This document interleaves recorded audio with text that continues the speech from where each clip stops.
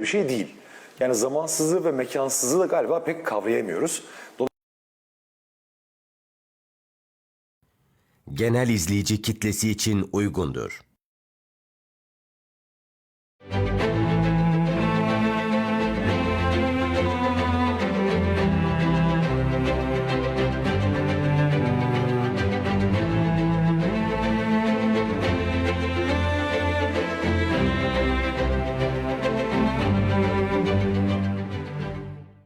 Ekotürk ekranlarından muhakeme programıyla herkese selamlar. Ben Fatih Ergenekon. Bugünkü başlığımız reenkarnasyon olacak. Kiminle konuşacağız? Profesör Doktor Mehmet Bulgen konuğum. Sevgili hocam hoş geldiniz. Hoş bulduk Fatih'ciğim. Nasılsınız hocam? Sağ olun, siz nasılsınız? İyisiniz. Yine beraberiz. Sağ olun, kırmadınız, eksik olmayın. Buraya kadar Çok zahmet teşekkür ettiniz. ederiz davet için. Asıl ben teşekkür ederim. Size program yapmak çok keyifli. Bizim açımızdan çok da mutluyuz, eksik olmayın. Bir mukabele. Şimdi hocam tabii duyurduğumuz gibi reenkarnasyonu konuşacağız. Zira hiç adeta gündemden düşmeyen bir konudan bahsetmiş oluyoruz. İsterseniz önce şöyle başlayalım. Yani biz insanlar olarak hocam yokluğu pek düşünemiyoruz. Hep içimizde böyle arzularımızdan biri de zannediyorum hep var olma arzusu ve isteği. Yokluk zihnimizde tahayyül edilebilir bir şey değil. Yani zamansızlığı ve mekansızlığı da galiba pek kavrayamıyoruz. Dolayısıyla insanda bir ebedi olma arzusu herhalde fıtrattan gelen bir kod olsa gerek.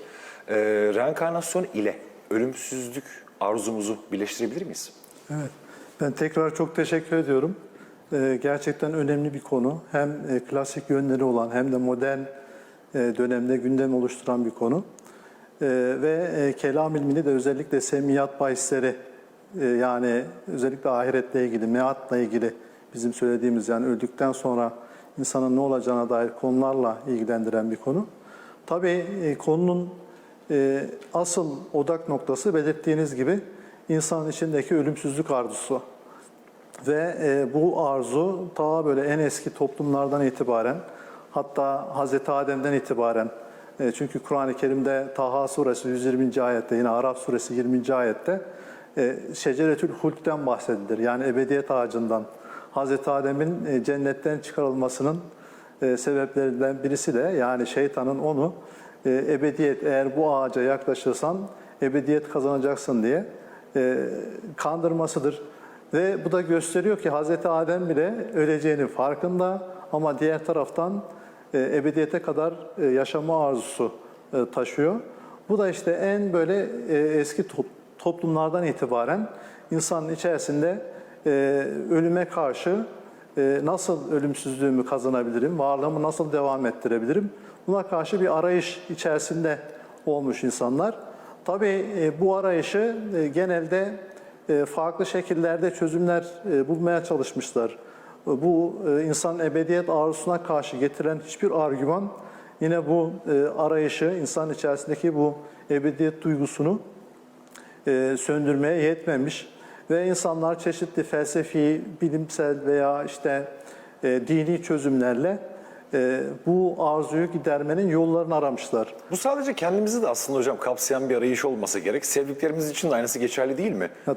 Yakınlarımızı kaybettiysek değil mi? Bir gün onlarla en azından buluşma arzumuz, hani yeniden beraber olma gibi birçok böyle inanç da bizi gündelik hayatta diri tutmaya çok önemli katkılar sağlayacak gerek diye düşünüyorum. Tabii yani burada hem kendisi için hem sevdiklerine yeniden kavuşması için bir şekilde insan varlığını devam ettirmeye çalışıyor. Ancak baktığımız zaman düşünce tarihine, yine insanlık tarihine baktığımız zaman bu konuda iki tür inanç yaygınlaşabilmiş. Yani insanın içerisinde duyduğu bu ebediyet arzusunu sistematik bir şekilde izah etmeye çalışan veya onu meşru hale getirmeye çalışan iki tip görüş ortaya çıkmış. Bunlardan birisi Hint dinlerinde daha çok yaygın olan ve ruhun ölümsüzlüğüne esas alan tenasüh eskilerin deyimiyle ya da yeni deyimiyle reenkarnasyon dediğimiz, yeniden bedenlenme dediğimiz inanç. Bir diğer inanç da öte dünyaya dair özellikle tek tanrılı dinlerin sahip olduğu Yahudilik, Hristiyanlık ve İslamiyet gibi dinler tarafından kabul edilen Allah Teala'nın yaratmasına dayalı öte dünyada yeniden diriliş. Evet. Bu iki inanç genelde insanların ebediyet arzusunu tatmin etmeye yönelik çözümler olarak yaygın bir şekilde kabul edildiğini söyleyebiliriz. Yani çıkış noktası burası dedik. Peki hocam reenkarnasyonu biraz böyle tanımlayacak olursak genel çerçeveyle bunun sınırları neler ve gerçekten bir çözüm sunuyor mu acaba? Şimdi burada şunu iyi tespit etmemiz gerekiyor. Dinler tarihçileri, dinleri araştırdıkları zaman özellikle salvation dedikleri ya da kurtuluş dedikleri bir doktrinin dinlerde merkezi bir rol oynadığını görüyorlar. Yani bu bir gün gelip öleceğim, öldükten sonra ne olacağım? Yani buradaki kurtuluş inancı dinlerin özellikle genel sistemlerini odağında bulunan ve birçok tanrı tasavvuru da dahil olmak üzere, dünya tasavvurları da dahil, insan tasavvurları da dahil olmak üzere o merkezde yapılandıklarını biz dinlerin görüyoruz. Hatta dinler tarihçileri diyorlar ki ölümsüzlük arzusunu veya kurtuluş doktrinini, öğretisini içermeyen bir din ölü doğmuş bir cenin gibidir adeta. Yani dinler mutlaka bu inancı sahip oluyorlar. Zaten hocam dinin kriterlerinden birinin de mutlaka içerisinde ahiret öğretisi taşıması şartı var diye de biliyorum. Yani bir şekilde ya ahiret deriz ya ama bir gün geleceğim, öleceğim, öldükten sonra ne olacağım? Aslında biz kendimize de vicdanen sorsak biz niye şu an Müslümanız diye o sorunun cevabını arasak biz zaten kendimizde de bunun cevabını hemen buluruz. Yani bir gün geleceğiz, öleceğiz, öldükten sonra ne olacağız? Hatta düşünce tarihçileri diyorlar ki yani dinlerin belki en avantajlı olduğu nokta bu. Niye? Çünkü insan içerisinde işte o belirttiğimiz ilk insandan beri o sönmeyen bir ateş var. Yani gelip geçen bir hayat ama diğer taraftan bir şekilde devam ediyor bu hayat. Ama insan da ölüp gitmek istemiyor. Bir şekilde yeniden var olmanın çarelerini arıyor. İşte o kurtuluş öğretisini bir din müntesiplerine ne derece verebiliyorsa dinler müntesiplerini o derece bağlayıcı oluyorlar. O derece işte avantajlı bir konuma geçiyorlar aynı zamanda. Zaten hocam dinlerin dışında da başka ideolojilerin olana dair söyleyecek bir şeyleri pek olmasa gerek değil mi? Yani zaten mesela Ernst von Asser vardır o felsefe tarihi kitabında diğer düşünce sistemlerinin, felsefi sistemlerin dinlere karşı çok avantajlı olamayacağını çünkü dinlerde bir kurtuluş öğretisi olduğunu ve dinlerin bir şekilde insanlara cazip gelmesinin sebebinin de o taşıdıkları kurtuluş öğretisi. Tabii burada reenkarnasyon, yeniden doğma, yeniden bedenlenme, bu dünyaya yeniden gelme şeklinde bir kurtuluş öğretisi sunuyor kendisine. Ama İslam dini gibi, Hristiyanlık ve Yahudilik gibi İbrahimi dinler, tek tanrı dinler söz konusu olduğunda bunlar öte dünyada yeniden dirilmeye dayalı bir kurtuluş öğretisi sunuyorlar. Temel farkımız bu. Temel fark bu. Reenkarnasyonda hocam o zaman beden ölüyor olsa da ruh bir şekilde bir yere çekilip tekrar başka bir bedende Kesinlikle vücut buluyor. zaten temel dinamiği reenkarnasyonun ruhun ölümsüzlüğü. Yani ruhun beden bozulup çürüyüp gidebilir ama ruh bir şekilde varlığını devam ettirebilir ve bu daha başka bir bedene girer. Sonra o bedenle ölür yine o yaşadığı hayata göre yeniden dünyaya gelir, yeniden dünyaya gelir. Tabi bunun eski tenasül inancıyla veya yeni günümüzde savunulan reenkarnasyon inancının bunların tam ne şekilde olacağı konusunda bir takım farklılıklar içeriyor. Ama burada İslam dini gibi dinlerse ölümsüzlük konusunu daha çok Tanrı'nın birliğine dayalı olarak veya işte Tanrı'ya dayalı olarak teosentrik dediğimiz Tanrı merkezli bir şekilde çözümlemeye çalışıyorlar. Bu dinlere göre nasıl ki Allah Teala bir keresinde bu alemi yarattı, ondan sonra bu alem bir gün gelecek, yok olacak. Biz şu an sınav oluyoruz ve kıyametin kopulmasından sonra yepyeni bir alem oluşturacak Allah Teala ve bizi yeniden diriltecek. Evet. Bu sahip olduğumuz hafıza kişilik özellikleriyle bizi bu dünyada yaptığımız şeylerden dolayı bize mükafat verecek ya da ceza verecek.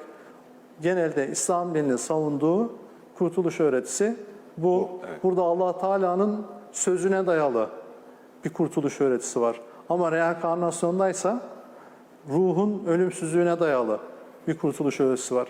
Belki hemen karmayla sağlanıyor diyorsunuz hocam bunu da. Bir karma inancıyla beraber sağlanıyor herhalde. Doğru. Yapılan araştırmalar reenkarnasyonun bir toplumda yaygınlaşabilmesi için 6 tane faktörün mutlaka olması gerektiğini söylüyorlar. Şimdi toplumlarda mutlaka az çok inançlar bulunuyor, farklı inançlar bulunuyor ama önemli olan o inancın tüm topluma yayılabilmesi. Böyle bir durum oluşması için 6 faktörün oluşması gerektiğini söylüyorlar. Tabi burada şunu da düzeltmek gerekiyor. Mesela reenkarnasyon taraftarları hep şey derler, yani bu en kadim ölümsüzlük çözümüdür diye. Yalnız araştırmalar bunu tam olarak doğrulamıyor. Mesela bu inancın en yaygın olarak görüldüğü Hint kıtasıdır malumunuz. Evet. Mesela Hint kıtasının en eski metinleri Vedalardır. Milattan önce 1300-800 yıllar arasında bunlar derlenmiştir. Mesela Vedalarda reenkarnasyon inancı yoktur. Tenasül inancı yoktur, çok ilginç mesela. Evet. Nerede vardır? Upanishadlarda vardır. Evet. Yani Upanishadların oluşturulmasıysa milattan önce 800 yılda 400 arası. Yani 400 arasındadır. Dolayısıyla bu inancın en kadim inanç olduğu çok araştırmacılar doğrulamıyor. Mesela yine bir başka örnek Mısır Ölüler kitabı vardır. Milattan önce 3000'li yıllara dayanır. Mesela Mısır Ölüler kitabında da reenkarnasyon yoktur. Ruhun öte dünyadaki halleri anlatılır. Yani bunu düzeltmek gerekiyor. Peki Hint kıtasında özellikle nasıl bu inanç yayılabilmiş? Dedik ki 6 tane şart gerekiyor. Aslında bunların tamamını saymaya gerek yok ama en başta işte belirttiğimiz ölümlü beden, ölümsüz ruh inancı. Yani ruhun ölümsüzlüğü kesin olarak şart burada. İkincisi mutlak bir Tanrı inancı. Yani mutlak personal, yani kişiliği olmayan, bir zatı olmayan, daha ziyade kendini evren şeklinde sunan. Evet. Panteizm de diyebiliriz buna, monizm de diyebiliriz. Böyle bir Tanrı inancı var. Bu da niçin gerekli? Çünkü muhtemelen Tanrı'nın insanın kurtuluşu konusunda bir rolü olmadığı için bu türden dinlerde Tanrı belirgin bir faktör olamamıştır. Yani zaten Tanrı aleme iradi bir şekilde müdahale edebilen bir Tanrı olmadığı için de belki burada ölümsüzlük ruhun ölümsüzlüğüne dayandırılmıştır. Çünkü ellerinde, İslam elinde olduğu gibi bu alemi iradi bir şekilde yaratan ve bu tüm topyekun bu alemi yeniden yaratacak olan bir Tanrı inancı söz konusu değildir. Evet. Belki siz tersiniz de sorabilirsiniz. Acaba çünkü ne kadar Tanrı kurtuluş konusunda etkiliyse, yani kurtuluş Tanrı'nın kararından geçiyorsa, Tanrı'nın rızasından geçiyorsa, Allah Teala'nın rızasından geçiyorsa insanın kurtuluşu ne olacaktır? İnsanlar Tanrı'ya daha da önem vermeye başlayacaklardır. Merkeze alacaklar. Onu kesinlikle, yani onu hayatlarının merkezine almaya başlayacaklardır. Niye? Çünkü bize kurtuluşu o sağlayacak. Evet. Aslında burada tevhid ilkesiyle de bir ilişki hemen kurabiliriz. Birlik değil mi? Yani mesela hep Kur'an-ı Kerim'de değil mi? Hep Allah inancıyla yu'minune billahi vel yevmil ahiri mesela, değil mi? Hep böyle Allah'ın varlığına inançla ahiret gününe inanç, men amene billahi vel yevmil ahiri, değil mi? Evet. Hep birlikte ele alınır. Niye? Çünkü ahiret inancı Allah'ın birliğini, tekliğini insanların hayatında birinci derecede önemli olmasını sağlayacaktır. Evet. Ve insanlar da kurtuluşa Allah ulaştıracak için, Allah Teala ulaştıracağı için onu hayatlarının gerek kişisel gerekse toplumsal hayatlarının merkezine koyarlar. Niye? Çünkü kurtuluşa ulaştıracak. Ya din gününün sahibi o olduğu için kesinlikle bütün hüküm orada ancak Allah'a ait. Orada herhangi bir şey işlemiyor. Mesela Kur'an-ı Kerim'in açılış suresinde o vurgulanır. Evet. Yani İyyâke na'budu ve İyyâke nestaîn. Evet. Niye? Mâliki yevmiddin. Çünkü din gününün, ceza ve mükafat gününün, ahiret gününün sahibi odur. Şimdi ama reenkarnasyona baksak hocam, orada merkezde hani böyle güçlü, her şeyi bilen, gören, kudret sahibi bir Tanrı tasavvuru olmadığı için. Aynen, yani orada yani zati dediğimiz ilim, irade ve kudretleri olan bir zat olan bir Allah inancı, alemden kendisini ayrıştıran öyle bir Allah tasavvuru yok. Bunu da zaten araştırmacılar ya bu sebeple reenkarnasyon ortaya çıktı ya da reenkarnasyon olduğu için Tanrı tasavvurları silik bir figüre dönüştü. Niye? Çünkü Tanrı'nın insanların kurtuluşunda bir etkisi yok. Evet. Böyle olunca ruh zaten ölümsüz. Burada tabii üçüncü kritere geçiyoruz, ikinci şarta geçiyoruz. Karma yasası. Evet. Bu evrensel bir şekilde işleyen bir ahlak yasası. Eden bulur mantığına dayanıyor Men dakika dukka değil mi bizdeki şeyle? diyebiliriz. Yani bu yasaya göre insanlar yeniden bedenlenmeler vasıtasıyla bu dünyaya geliyorlar. İyilik yapan iyilik buluyor, kötülük yapan kötülük buluyor. Acıma, merhamet herhangi bir şey söz konusu değil. Tamamen mekanistik bir şekilde işleyen bir ahlak yasası bu. Ve bu yasa doğrultusunda kurtuluşlarını kazandıkları belirtiliyor.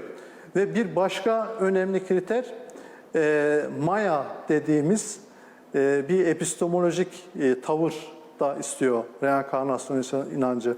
Yani yaşanan bu alem bir illüzyondan ibaret. Evet. Aslında bir gerçekliği yok. Asıl gerçeklik görünmeyen bir gerçeklik dediğimiz bir tür Maya doktrini. Yani bir epistemik bir tavır da geliştirmeleri gerekiyor. Yani bu şartlar yine karma bunlardan birisi. Toplumsal bir statü. Hayattayken bu statüyü değiştiremezsiniz. Ancak yeniden dünyaya gelme şansınız varsa böyle bir statü değişikliği bu hayatta karşılaşabilirsiniz. Tabii tüm toplamda biz şunu görüyoruz.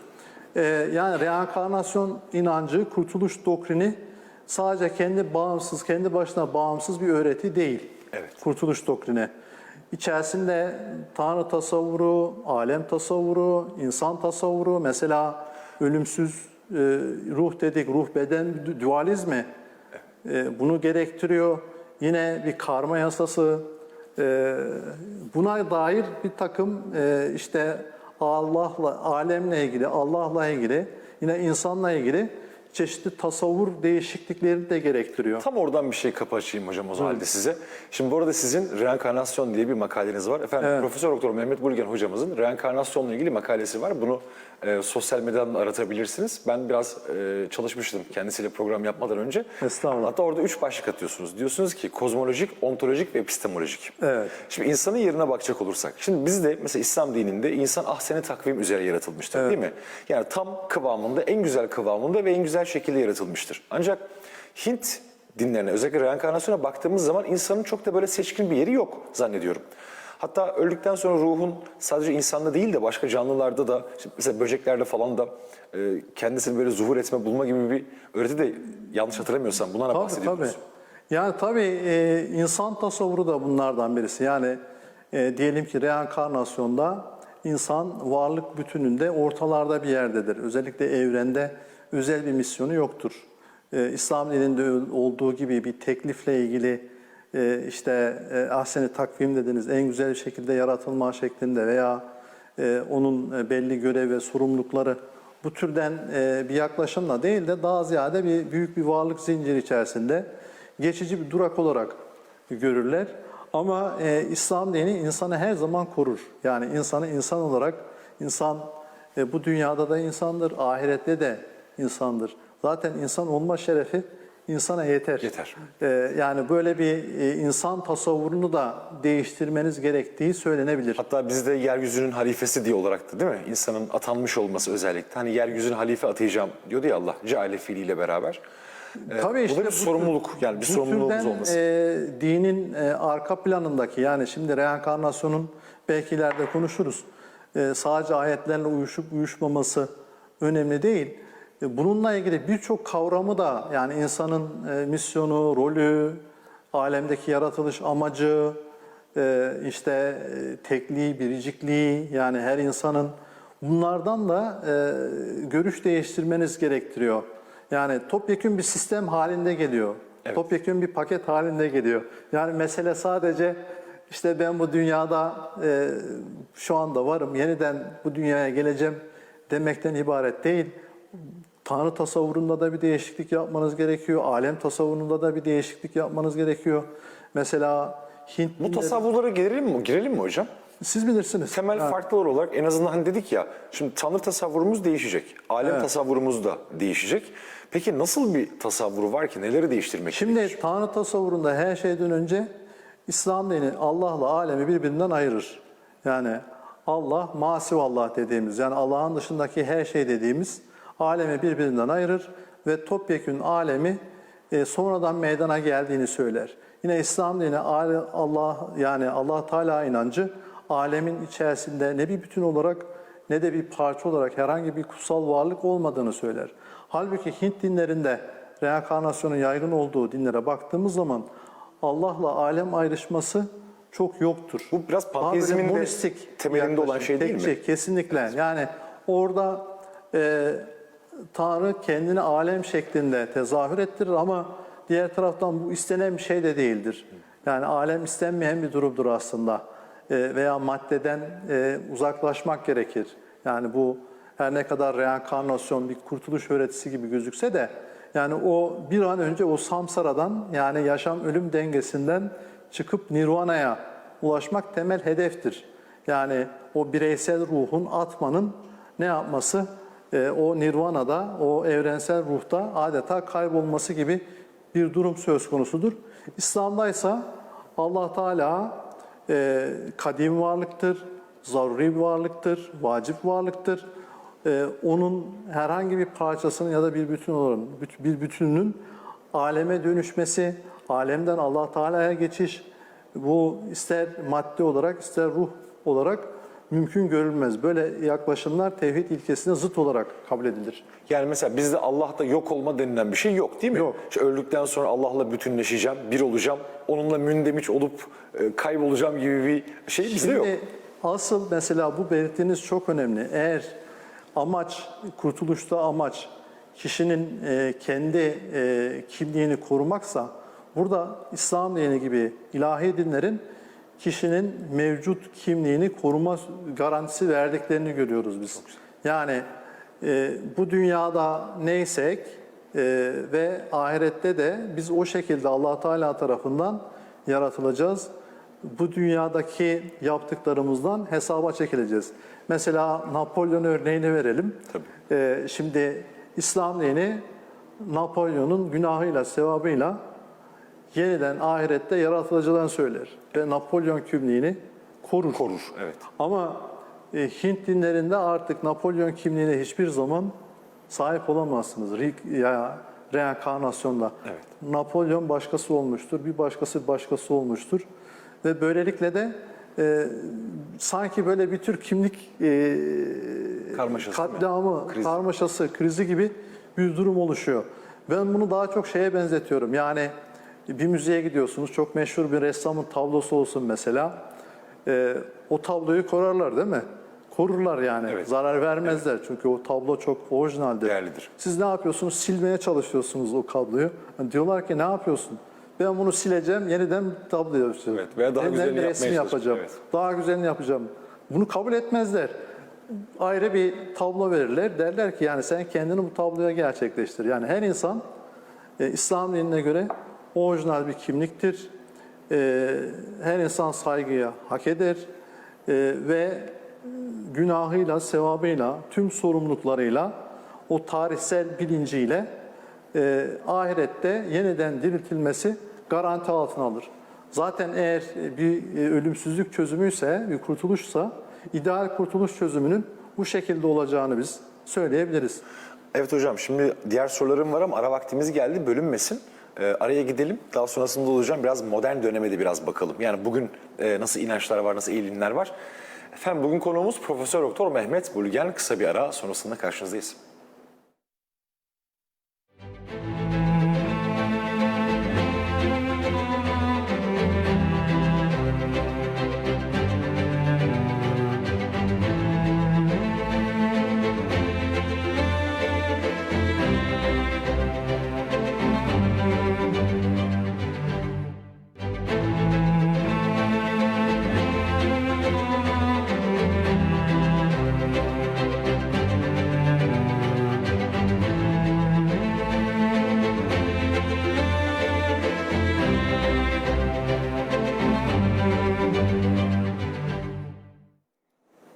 Efendim karşınızdayız tekrar. Profesör Doktor Mehmet Burgen bugün bizimle ve reenkarnasyonu konuşuyoruz. Tabii bu sürede de aslında ben hocamızın bir editörlüğünü yapmış olduğu bir çalışmayı da size tanıtmak istiyorum. Tarihten günümüze tartışmalı inanç meseleleri diye Nur-u Muhammedi, Vahdet-i Vücut ve reenkarnasyon gibi konuların ele alınmış olduğu Marmara Üniversitesi İlahiyat Fakültesi yayınlarından çıkan bu kitabı da siz değerli izleyenlere tavsiye etmiş olalım. Teşekkür ederim. Hocam hiç durmuyorsunuz maşallah. Estağfurullah. Yazmayı, üretmeye devam ediyorsunuz. Fabrika gibisiniz. Eksik olmayın inşallah. Kaleminize sağlık olsun. Şimdi sevgili hocam ilk bölümde biraz hani reenkarnasyonu geçmişten konuşmaya çalıştık ama biraz modern döneme indirgeyelim. Şimdi hep şuna dikkat çekmeye çalışıyorum ve şunu fark ediyorum. İnsanlar belirli söylemlerini kabul ettirebilmek için bilimsel terminolojiyi çok fazla kullanıyorlar. Evet. Dini terminolojiyi de aslında kullanıyorlar. Hani biraz sanki böyle bilimsel jargon kullandığınızda veya Latince bazı kelimeler kullandığınızda bilimsel, Arapça veya Kur'an'dan bir takım kavramları, kelimeleri kullandığınızda da hani böyle dinle bir bağdaşıyormuş gibi bir izlenim oluşuyor. Oysa ki bir şeyin Latince söylenmesi onun bilimsel olduğunu ya da Arapça söylenmesi din olur herhalde göstermez değil mi? Tabii. Ama öyle bir algı var ki sanki reenkarnasyon bugün bilim tarafından kesinlikle kabul ediliyor. Bilimsel bir görüş. Dolayısıyla buna inanmadığınızda veya bir tarafından böyle tutmadığınızda da işte moderniteyi, bilimsel çalışmaları reddediyor musunuz gibi bir izlenim de sunuluyor insanlara. Hakikat payı var mı? Tekrar çok teşekkür ederim. Evet, dediğiniz gerçekten böyle bir yöntem kullanılıyor. Aslında meselenin aslı 17. yüzyıla kadar gerilere götürülebilir. Malumunuz Avrupa'da 17. yüzyıl bilim devrimi, sonrasında aydınlanma faaliyetleri, işte sekülerizasyon malumunuz. Bu süreçte David Hume gibi, işte Kant gibi, yine diğer birçok filozof ne yaptılar bunlar? Özellikle ilahi dinlerin Tanrı tasavvurlarını, yine ahiret inancını eleştiriye tuttular. Ve özellikle Avrupa'da tek tanrılı inanç sistemi, ahiret inancı da dahil olmak üzere bir gerileme kaydettiğini bir söyleyebiliriz. Ancak çok enteresan bir şey oldu Avrupa'da özellikle. Zannediyorlardı ki tek tanrı inancı geriletilirse, din klasik yani geleneksel ilahi dinler geriletilirse biz artık aydınlanacağız. Daha böyle bilimsel bir zihne kavuşacağız. Yalnız çok şaşırtıcı bir şey oldu.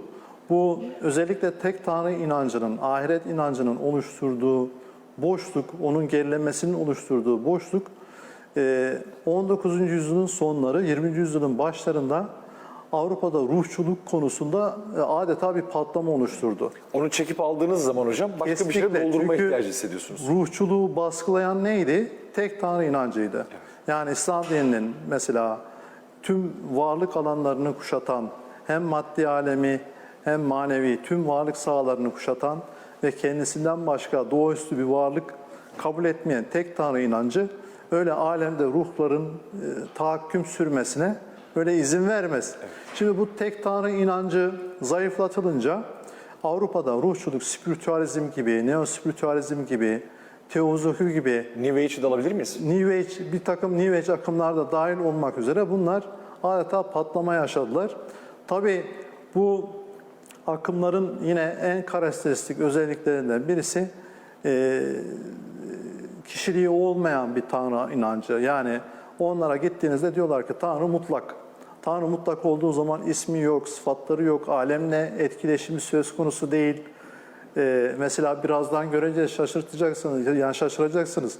Bir taraftan da bu neospiritualist akımlar diyorlar ki mesela Kur'an-ı Kerim'de kutsal kitap. Peki bunu kim gönderdi? Eğer Tanrı mutlaksa, alemle iletişimi söz konusu değilse, hatta alemi yarattığını bile söylemiyorlar. Niye? Çünkü mutlak varlığın nispi varlıklarla bir iletişimi yok diyorlar. Peki Kur'an-ı Kerim kutsal kitap diyorsunuz. Kur'an-ı Kerim'i kim gönderdi? Ben mesela bu soru bir baktım Rim gönderdi diyorlar. Rim nedir peki? Ruhsal idare mekanizması. Kur'an-ı Kerim'i gönderdi. Yani öyle bir hiyerarşi oluşturmuşlar ki Tanrı nasıl olsa mutlak, hiçbir şeye karışmıyor, alemle etkileşimi söz konusu değil. Oradan oluşan boşluğu tamamen böyle mutavassıt ruhi varlıklarla doldurmuşlar ve bunların temel ölümsüzlük çözümü de bildiğimiz gibi reenkarnasyon. Ve hatta Batı'da bu öylesine yaygınlaşmış ki yapılan bir araştırma 1/5'inin, özellikle Amerika'da 1/5'inin insanların reenkarnasyona inandığını gösteriyor.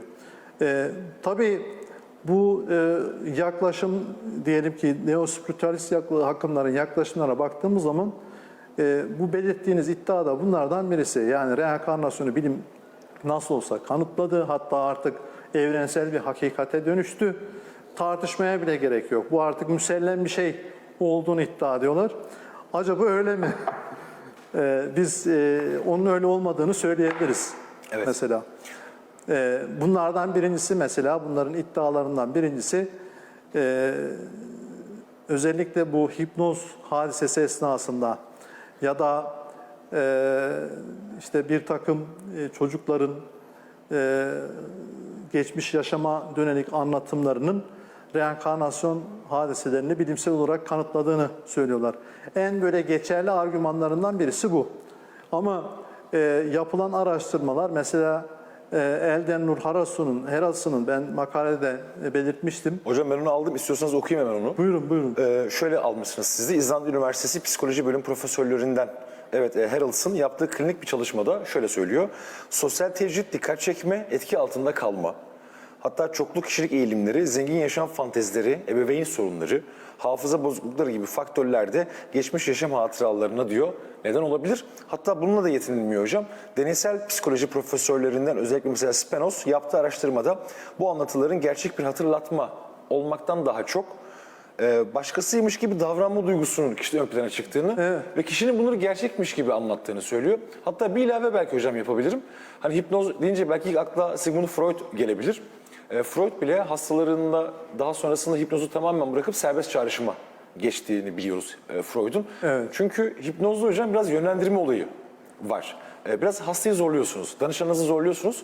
Oysa ki serbest çağrışım daha böyle bilinçaltından çıktığı gibi, hani insanın daha özgür alanda olduğu bir nokta. Çok güzel. Mesela şöyle somut bunu yanlışlayan hadiseler de olmuş. Mesela biliyorsunuz İskandinav ülkelerinde Vikingler çok meşhurdur.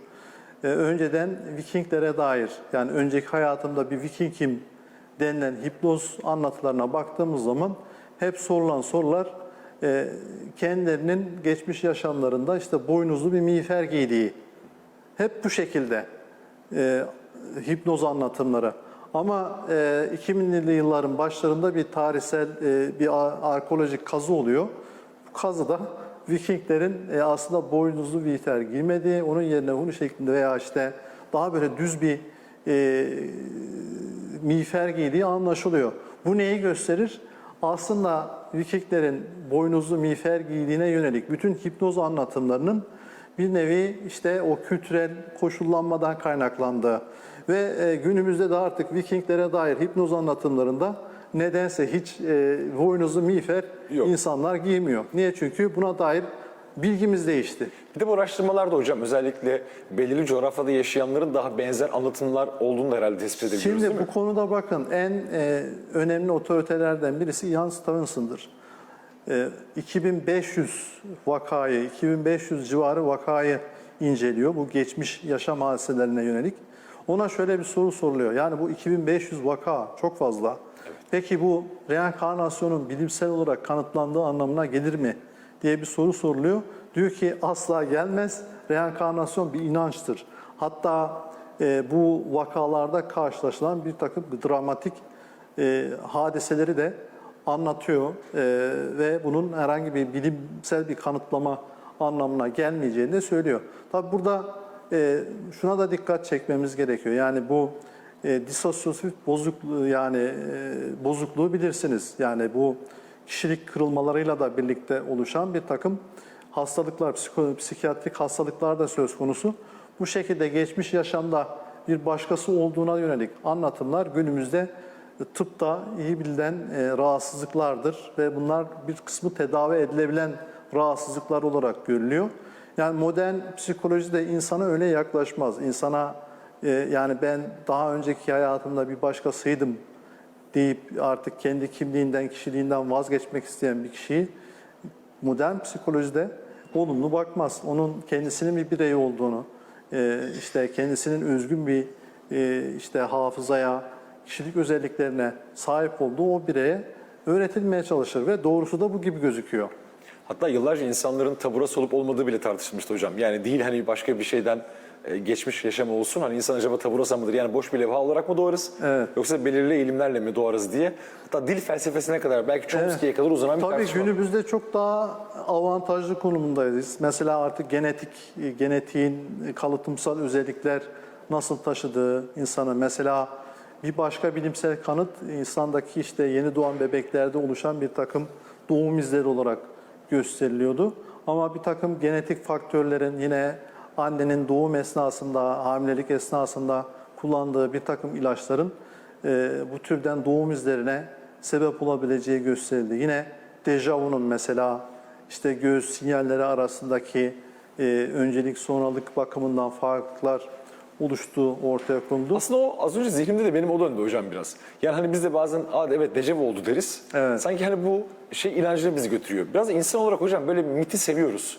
Evet. Hani böyle farklı deneyimleri yaşamak isteriz ya hepimiz. Hoşumuza da gider yani bir nevi. Ya acaba işte bunu daha önce mi yaşadım? Evet işte Allah acaba bana bunu böyle mi gösterdi falan diye. Hani bir farklı olma çabamız vardır hep.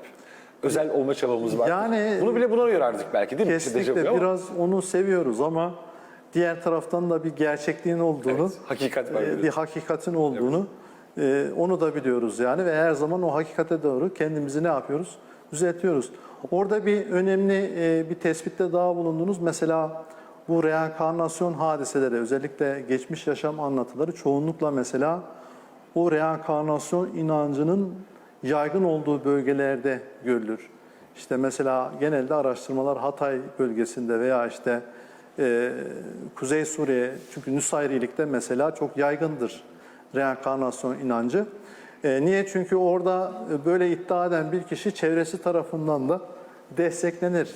Belki ilgi de görmek için kişi böyle bir şey istemli ya da istemsiz bir şekilde üretebilir. Ama bu inancın yaygın olmadığı bölgelerde bu türden görüşler dile getirilse bile toplum hemen bunu dışlayacağı için çok zaten bu türden anlatımlar olmadığını da biz görüyoruz yani. İşte sosyolojik bir gerçeklik de hocam burada var. Toplumsal kabul olmayınca bir yerde kesilmeye zaten başlıyor. Ama toplumsal kabulün, popülerliğin artmış olduğu yerde de insanlar böyle hikayeleri de hocam severler. Yani çok doğru. Yani insan böyle kendini toplumdan soyutlamış bir varlık değil. Yani toplumdaki inançlar, adetler ne yapıyor? İnsanı yönlendiriyor, Evet. insanı şekillendiriyor. Ve bu noktada reenkarnasyon inancı da bunlardan etkilendiğini biz söyleyebiliriz. Peki hocam, şimdi şüphesiz ki gerçekten İslam dininde de Hintlerden etkilenme durumu birçok defa sanki var. Bu yeri geliyor Hint felsefesinden, yeri geliyor başka diğer türlü tam ibadet değil belki ama hani ibadet şekillerine kadar belirli şeyleri alabilmişiz. İslam düşünce tarihine baktığımızda özellikle reenkarnasyon düşüncesini savunanlar olmuş mu ya da buna benzer ifadeler kullanılmış mıdır acaba diye? Şimdi bu güzel bir soru. Şimdi İslam'ın yayılmaya başladığı döneme girdiğimiz zaman yani İslam dini birçok bölgeye yayılmış. Özellikle Hint kıtasına da biliyorsunuz yayılıyor. Burada İslam dininin ahiret inancını yayılma gösterdiği yerlerde tam aksi bir şekilde ahiret inancının daha böyle yayıldığı. Mesela Müslümanlar elbette farklı kültürlerden alışverişte bulunmuşlar. Yani Antik Yunan'dan da alışveriş olmuş, görüş yönünden mesela İran'dan da olmuş. Ama tenasüh konusunda herhangi bir öyle İslam'ın genel ahiret inancını etkileyecek bir öyle yaklaşımın olmadığını biz ne yapıyoruz? Görüyoruz. Evet. Hatta ekol bazında değerlendirirsek mesela tasavvuf, kelam, yine İslam felsefesi söz konusu olduğunda genellikle önemli teologların veya felsefecilerin veya mutasavvıfların reenkarnasyonu kesin bir dille reddettiklerini biz görüyoruz. Mesela tasavvuf bu konuda mesela biraz daha ilişkilendirir ama evet, tasavvuf klasiklerine bakarsak eğer mesela Serrac'ın Numası vardır. 10. yüzyıldaki önemli tasavvuf klasiklerinden birisidir. Serraç burada tenasühe inananları İslam dışı olmakla suçlar. Yine ona göre ruh ve beden bir bütündür. Ruh, beden mesela o diyor ki nasıl günahı birlikte işliyorlarsa yine azabı birlikte göreceklerdir. Yoksa ruhun bedenden kopup bir başka bedende azaba tatması diye bir durum söz konusu olmaz. Fiziksel dirilişe inanıyor yani. direkt. Tabii yeniden dirilişe, Evet. ahirette yeniden dirilişi savunur ve kesin bir dille reddeder. Yine Hucburi Keşfül Mahcubunda tenasüh inancını savunanları sapkınlıkla suçluyor. Yani kendi o dönemki İslam tarihi içerisindeki. Ki bu mutasavvıflardan örnek verdiniz. Yani Eşari'nin de çok sert eleştiriler Tabii mesela ben mutasavvıflardan birinden daha örnek vermek istiyorum. Mesela İmam-ı Rabbani Hint kıtasındadır aynı zamanda. İşte 16. yüzyılda o da kesin bir şekilde reenkarnasyona inananların ahiret inancını reddetme anlamına geleceğini, bu türden kişilerin Müslüman olamayacağını, işte yeniden dirilişin ahirette ruhların bedenlere iade edilmesiyle olacağını söylüyor. Yani bunlar tasavvufun önde gelen isimleri. Serrac, işte Kelabazi, Hucburi, Kuşeyri mesela söylemeyi unuttuk. O da Risalesinde kesin bir dille reenkarnasyonun İslam dini için söz konusu olamayacağını, bu türden inançlara sahip olan bir takım azınlıkta da olsa fıkraların olduğunu, ancak bu fırkaların İslam dairesi içerisinde kabul edilemeyeceğini söylüyor. Ki kaldı ki bakın tasavvuf bu konuda en mesela ilişkilendirilir. Evet, başkaları yakın tarafından. olan, evet. Ama baktığımız zaman önde gelen kişiler, mutasavvıflar bu inancı reddettiklerini biz görüyoruz. Yine bu konuda kelamcıların kesin bir duruşu olmuştur. Mesela İmam Eşari Makalatül İslamiyyinde tenasüh inancına inananları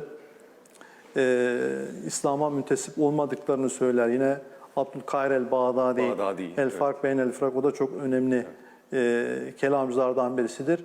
O da kimler İslam'a dahildir, kimler İslam'a dahil değildir sorusunu tasnif yapıyor. Orada İslam'a dahil olmayanları, tenasüh inancını savunanları. Şimdi bakın bu bir inanç sadece ahirette kişiliği, yani yeniden bu dünyaya dönme şeklinde bir inanç değil Fatih Bey. Yani bu beraberinde bir tanrı tasavvuru, bir alem tasavvuru, tevhidle ilişkili, insanla ilgili birçok tasavvuru ya doğrudan ya dolaylı yoldan etkilemeye başlıyor. Eğer siz kurtuluşu, yani insanın öte dünyada dirilişini ve ebedi mutluluğa sahip olmasını doğrudan Allah'ın rızasına ve Allah'ın iradesine değil de başka bir sürece bağlarsanız, bu tarafta Allah inancı zarar görüyor. Zaten tevhid zarar görüyor. Tevhid ve ilkesine geri doğrudan plana zarar. düşmeye başlıyor. Niye? Çünkü siz bir dine müntesip olmanızın en önemli dinamiğini oluşturan kurtuluşu Allah'ın dışındaki bir şeyle çözümlemeye çalıştınız. Böyle olunca da Allah inancı geri plana düşüyor. Bunu gördükleri için kesin bir şekilde dışlıyorlar. Mesela yine İbn Hazm bunlardan birisi. Yani tenasüh inancına inananların İslam'dan çıktığı konusunda icma olduğunu söylüyor. Ben bunları makalede yazdım tek tek kaynaklarını da göstererek. Yani detaylar oradan da bakılabilir. Evet. Özellikle mesela biz aleme bakarken hani alemin alimeden geldiğini, bilmekten geldiğini, değil mi? O da alemi Rabbimizi gösteren bir işaret parmağı hüviyetinde olduğuna hep inanırız. Yani aleme baktıkça, alemi üzerindeki bilgimiz arttıkça Rabbimize olan hayretimiz artar. Evet. Yani dolayısıyla alemin kendisine değil, alet eğer Rabbimizi gösteren bir işaret parmağıysa hep şey deriz, değil mi? İşte parmağın kendisine bakıp aldanma. Çünkü parmağın asıl maksadı kendisine baktırmak değil, bir yere işaret etmek. Allah'a gösteren bir işaret parmağı hüviyetine diyoruz o yüzden. Evet. Yani yaratılandan yaratana doğru gidiyoruz. Yani mahlukattan değil mi? O arkasındaki Halik'i anlamaya, onun büyüklüğünü görmeye çalışıyoruz. Evet. Şimdi ister istemez şöyle de bir soru geliyor. İslam'a biraz girmişken bazıları da reenkarnasyon inancını, efendim Kur'an'da da geçiyor, bakın işte şu ayetler var deyip Kur'an'dan da reenkarnasyona delil getirmeye çalışıyorlar sevgili hocam. Evet.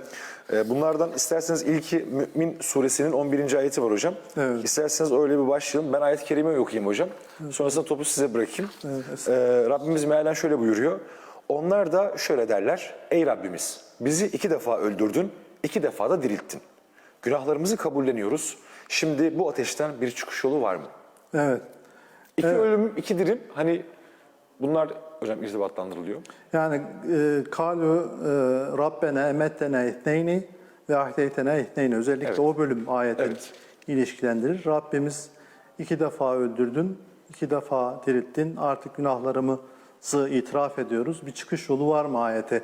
Şimdi tabii öncelikle ne yapmamız gerekiyor? Biz diğer programlarda da konuşmuştuk. Kur'an-ı Kerim'i anlamaya çalışırken ayetlerin siyak ve sibakı, yani öncesi, sonrası, ayetlerin sebebi nüzulü, yani bu ayet niçin inmiş, yine bu ayetin ilişkili olduğu aynı üslupta başka ayetler var mı? Bu Ayet ayette açıklayan kümelerine, ayetler gruplarına var bakmak, mı? evet. İşte yine nüzul döneminin lügati, daha birçok kriterle biz bu ayetlere yaklaşmamız gerekiyor. Çünkü eğer böyle yaklaşmazsak Kur'an-ı Kerim çok böyle farklı, istenmeyen, hatta birbiriyle çelişen tarzda anlamlandırmalara konu olabiliyor. Şimdi bu ayetteki 2 defa öldürme, 2 defa dirilme acaba ne demek? Şimdi biz başka ayetlere baktığımız zaman mesela Bakara suresi 28. ayet vardır mesela. Evet. İşte orada keyfe tekfurune billahi ve kuntum envaten ve ahyaküm mesela. Evet. Siz Allah'a nasıl inkar edebilirsiniz? Siz ölürken ne yaptı? Sizi diriltti. Diriltti. Yani değil mi? Orada mesela o ilk defa ölümün ne olduğu bu ayette açıklanıyor. Yani bir ayete bakarken hocam diğer ayetle o ayeti tefsir edip anlayabiliyoruz zaten. Evet. Kur'an'la tefsiri diyoruz zaten bu yönteme. Kesinlikle, yani Kur'an'daki bir ayeti başka bir ayet ne yapabiliyor? Açıklayabiliyor. Yani Mü'min suresinin 11. ayetin açıklaması da Bakara suresinin 28. ayetinde zaten verilmiş.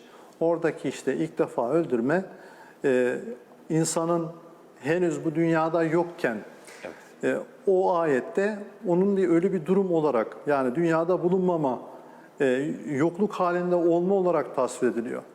Ne yapıyor sonra? Tekrar bizi dirilttin, sonra bizi öldürdün, tekrar bizi dirilttin şeklindeki bir anlatım Bakara suresinin 28. ayetinde biz görüyoruz. Tabii yine konuyla ilgili başka ayetler de var. Mesela Müminin suresi 99. 100. ayetlerde. O berzah hocam önemli. Evet. İsterseniz ona girelim. Zaten son 4 dakikamızın da içerisindeyiz. Evet, Hani yani- berzah alemi diye çünkü çok bize hep anlatılır ama Kur'an'da bir yanlış hatırlamıyorsam burada Müminin suresi 99-100 bir de Rahman suresinde bir berzah ifadesi var. Evet. Tabii berzah mesela iki denizi birbirinden ayırmada da geçer mesela. Engeldir o. Berzah Bir taraf la bir taraftan yekıyan diye geçmez. geçiyordu hatta orada. Şimdi bu Müminin suresi 99. ve 100. ayette de orada ne yapıyorlar? Bir talepte bulunuyorlar. Yani bizi dünyaya geri döndürme söz konusu olduğunda, bu özellikle inanmayanlar bu ayette deniliyor ki yani böyle bir şey mümkün değil. Çünkü o arada ne var? Berzah var. Yani tekrar dirilecekleri güne kadar, yani ahirette yeniden dirilmeye kadar hiçbir şekilde geri dönüşün olmayacağı ne yapılıyor? Zaten belirtiliyor. Yine orada bir başka önemli ayet mesela En'am suresi 28. ayet var.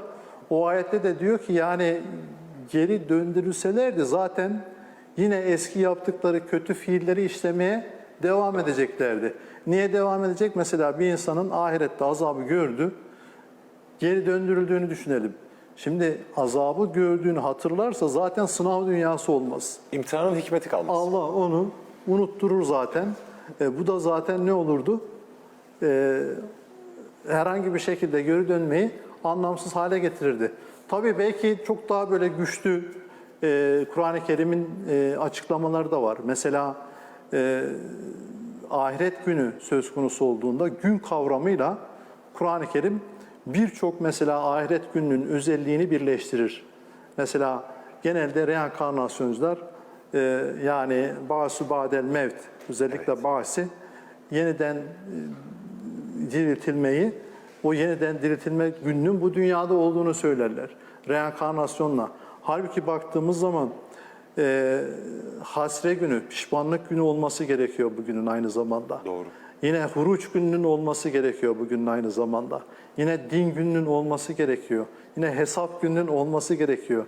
Kur'an-ı Kerim'deki o ahiret günü birçok daha farklı böyle ifadelerle bütüncül bir anlam oluşturacak şekilde bir ne yapıyor? Bir bağlantı kuruluyor gün kavramı ekseninde. Böyle bir yapıda siz o gün kavramını sadece bu dünyada diriliş şeklinde ne yapamazsınız? Açıklayamazsınız. Ancak bana göre Kur'an-ı Kerim'i yani reenkarnasyonu, o karmik bağları özellikle en net bir şekilde reddeden ayet Bakara suresinin 134. ayetidir. Son ayetimiz olsun mu hocam?